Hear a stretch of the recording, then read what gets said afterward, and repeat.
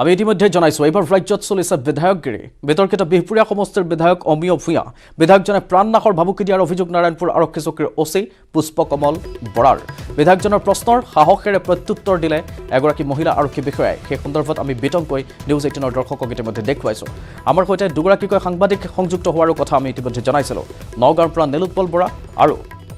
লখিমপুৰৰ পৰা সঞ্জীৱ লাহন আমাৰ সৈতে সংযুক্ত হৈছে দুইগৰাকীৰ ওচৰলৈ আহিছোঁ সঞ্জীৱ লাহন আৰু নীলোৎপল বৰা প্ৰথমতে সঞ্জীৱ লাহনৰ ওচৰলৈ যাব বিচাৰিম বিতৰ্কত সোমাই পৰিছে এতিয়া বিহপুৰীয়া সমষ্টিৰ বিধায়কগৰাকী সঞ্জীৱ লাহন কি প্ৰতিক্ৰিয়া জানিব বিচাৰিম হয় নিশ্চিতভাৱে কৃপাঞ্জল চাওক যে বিহপুৰীয়া বিধায়ক ডক্টৰ অমিয় কুমাৰ ভূঞাৰ যেতিয়া প্ৰথমটো অডিঅ' ভাইৰেল হৈছিলে যে মাজুলীত কৰ্মৰত মাজুলী বালিচাপৰি আৰক্ষী চকীত কৰ্মৰত এগৰাকী আৰক্ষী বিষয়া জোনমণি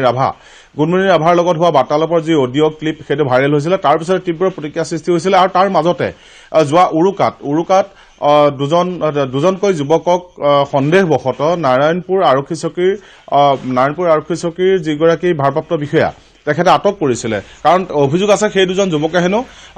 তাত কৰ্মৰত নিৰ্মাণ অৱস্থাত থকা মাধৱদেৱ কলাক্ষেত্ৰত নিৰ্মাণ অৱস্থাত থকা যি জেচিবি আছিলে তেওঁলোকে কামত নিয়োজিত হৈ আছিলে তালৈ শিলগুটি দলিয়াইছিলে আৰু তাৰ সন্দেহত দুজনকৈ যুৱকক আটক কৰিছিল আৰু সেই যুৱক দুজনক এৰি দিবৰ কাৰণে ডক্টৰ অমিয় কুমাৰ ভূঞাই আৰক্ষী বিষয়াজনলৈ ফোন কৰি ধমক দিছিলে আৰু ধমকৰ সুৰ আচলতে ক'বলৈ গ'লে এজন জনপ্ৰতিনিধি যিমান গুৰু গম্ভীৰ এটা স্বভাৱ থাকিব লাগে বা যেনেকুৱা ধৰণৰ বাক্য তেওঁ শব্দ ব্যৱহাৰ কৰিব লাগে সেই ক্ষেত্ৰত দেখা পোৱা গৈছিলে কৃপাঞ্জল হয়তো সকলোৱে শুনিছে আৰক্ষী বিষয়াজনে যি ধৰণে অভিযোগ কৰিছে বা জোনমণি ৰাভাৰ যিটো অডিঅ' ক্লিপ ভাইৰেল হৈছে তাত হয়তো সকলোৱে শুনিছে এজন বিধায়কে যেনেকুৱা ধৰণৰ শব্দ বাক্য প্ৰয়োগ কৰিব লাগে সেই ক্ষেত্ৰত কিন্তু ডক্টৰ অমিয় কুমাৰ ভূঞা বিধায়ক ডক্টৰ অমিয় কুমাৰ ভূঞা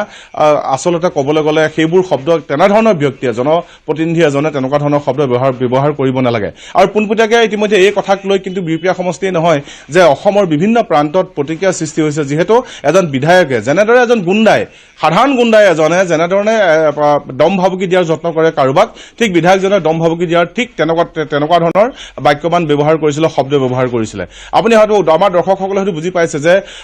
আৰক্ষী বিষয়াজনে যেনেদৰে উল্লেখ কৰিছে যে 60,000 ভোটাৰ আছে সেই ভোটাৰসকল আহিলে আলু পিটিকা দি পিটিকি পেলাব এইবিলাক আচলতে বেপেৰুৱা শব্দ বা এজন সাধাৰণ গুণ্ডাই অলিগলিয়াত থকা সাধাৰণ গুণ্ডাই ব্যৱহাৰ কৰা শব্দ বাক্য আৰু ঠিক তেনেদৰে জোনমণি ৰাভাক যেনেদৰে আচলতে কোৱা হৈছিলে ঐ তই কি কথা কৈছে তেনেকুৱা ধৰণেও কোৱা হৈছিলে আচলতে এজন জনপ্ৰতিনিধিয়ে তেনেকুৱা ধৰণৰ বাক্য বা শব্দ ব্যৱহাৰ কৰাটো মুঠেই অনুচিত আৰু কোনেও আচলতে এইটো গ্ৰহণ কৰিব নোৱাৰে আৰু উচ্চ শিক্ষিত এজন বিধায়ক অশিক্ষিত হলে এটা দূৰৰ কথা আছিলে উচ্চ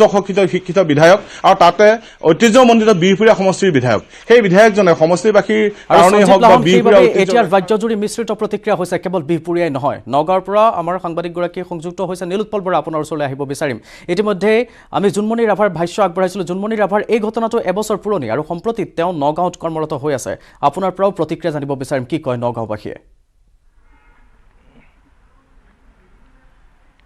নিশ্চয়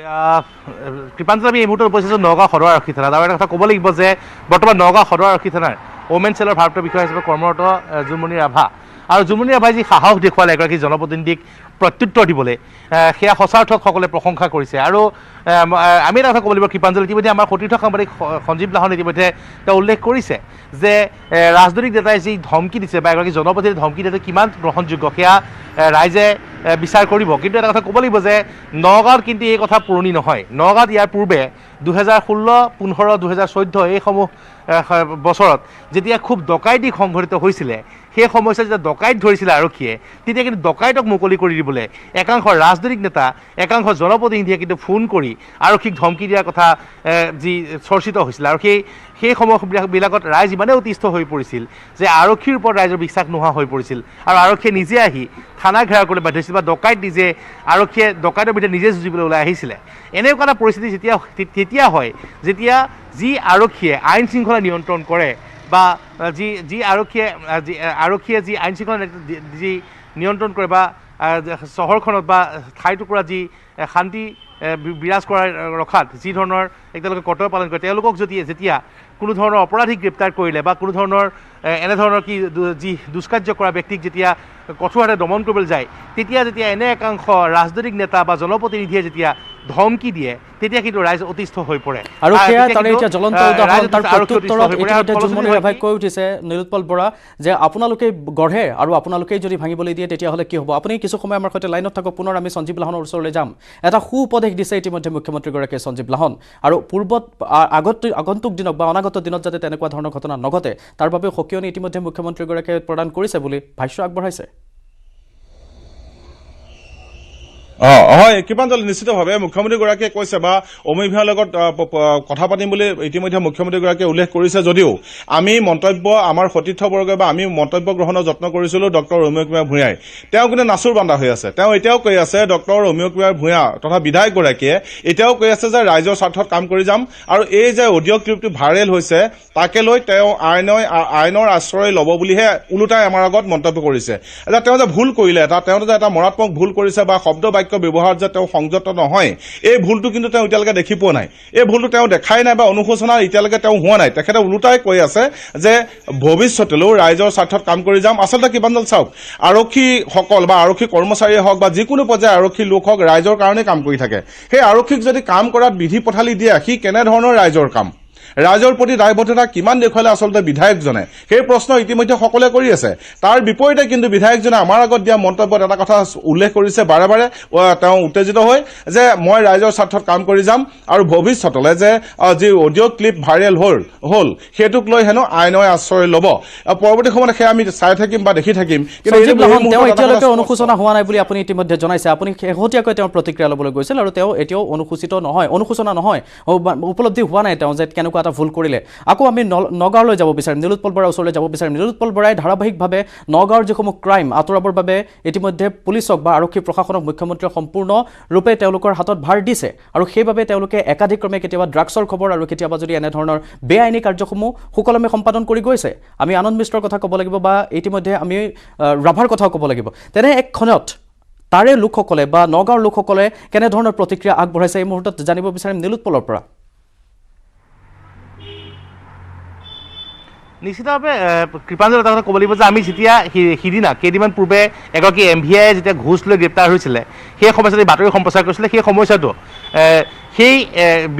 বিষয়গৰাকী গ্ৰেপ্তাৰ কৰিবলৈ যিটো দল গৈছিলে সেই আৰক্ষী দলটোত কিন্তু জোনমণি ৰাভাও আছিলে বা নগাঁও আৰক্ষী অধীক্ষক আনন্দ মিশ্ৰাই যিমানেই দেখিবলৈ পোৱা গৈছে যে কুখ্যাত অপৰাধীৰ বিৰুদ্ধে যেতিয়াই অভিযান কৰিছে তাৰপিছত যেতিয়াই সংবাদ মাধ্যমৰ সন্মুখত যেতিয়া তেওঁ মন্তব্য প্ৰকাশ কৰিছে তেওঁ বাৰে বাৰে কিন্তু এটা কথা কৈছে যে মুখ্যমন্ত্ৰীগৰাকীয়ে আৰক্ষীক ফ্ৰী হেণ্ড দিছে যাৰ পৰিপ্ৰেক্ষিতত তেওঁলোকে অপৰাধীৰ বিৰুদ্ধে এনেসমূহ অভিযান চলাই যোৱাত তেওঁলোকে কোনো ধৰণৰ বাধা পোৱা নাই কিন্তু যদিহে এইখন চৰকাৰৰ বিধায়কে যিগৰাকী ডক্টৰ অমীয় ভূঞাৰ কথা কোৱা হৈছে তেওঁ বাৰে বাৰে কৈছে যে ৰাইজৰ স্বাৰ্থত কাম কৰিছে ৰাইজৰ স্বাৰ্থত যদিহে কাম কৰিছে তেতিয়াহ'লে ৰাইজৰ সুৰক্ষাৰ বাবে নিয়োজিত আৰক্ষীক তেওঁ কিয় বাৰে বাৰে বাধা দিছে বা তেওঁ এটা অডিঅ' ক্লিপ যিটো এবছৰ পূৰ্বে ভাইৰেল হৈছিলে সেইগৰাকী আৰক্ষী বিষয়া বৰ্তমানে নগাঁও সদৰ পুলিচ ষ্টেচনৰ ওমেন চেলৰ ভাৰতীয় বিষয়া হিচাপে কৰ্মৰত হৈ আছে আৰু এগৰাকী আৰক্ষী বিষয়াক তেওঁ ইতিমধ্যে যি দম দিয়াৰ যি ভাবুকি দিয়াৰ যে এটা অডিঅ' ভাইৰেল হৈছে তাৰপিছত কিন্তু এটা কথা প্ৰশ্নৰ সৃষ্টি হৈছে যে সুশাসন চলোৱাৰ বাবে নিয়োজিত যে সুশাসন চলোৱাত কিন্তু সকলোতকৈ ডাঙৰ অৰিহণা হৈছে এই আৰক্ষীৰ এইসকল জোৱানৰ গতিকে আৰক্ষীৰ বিষয়া জোৱানসকলক যদি ভাবুকি দিয়া হয় অপৰাধীক গ্ৰেপ্তাৰ কৰিব যাওঁতে তেতিয়াহ'লে কেনেকৈ আইন শৃংখলা পৰিস্থিতি নিয়ন্ত্ৰণ কৰিব আৰু তাৰপিছত যে বহু নিষ্ঠাবান আৰক্ষী বিষয়াৰ মনোবল ভাঙি পৰিব তাৰ বাবে হয়তো আজি মুখ্যমন্ত্ৰীগৰাকীয়ে কৈছে যে তেওঁক ইতিমধ্যে মুখ্যমন্ত্ৰীগৰাকীয়ে পৰামৰ্শ দিছে কেনেকৈ চলিব লাগে গতিকে অনাগত সময়ত